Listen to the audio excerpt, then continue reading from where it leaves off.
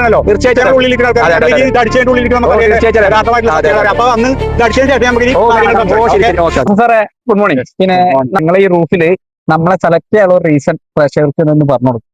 അതായത് ഞാൻ നിങ്ങളെ ഒരുപാട് വീഡിയോകൾ കണ്ടിട്ടുണ്ട്, ഫേസ്ബുക്കിലും ആടൊക്കെ കണ്ടിട്ടുണ്ട്. അപ്പൊ എന്റെ വീടിന്റെ പ്രശ്നം എന്താ വെച്ചാൽ ഇത് 3 വർഷമായിട്ടുള്ള വാർത്ത വീടാണ്.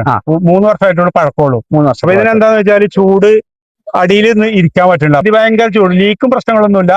എന്നാലും ഒരു മുൻകരുതൽ എന്നുള്ള നിലയ്ക്ക് നമ്മൾ അങ്ങോട്ട് ചെയ്യാണ്.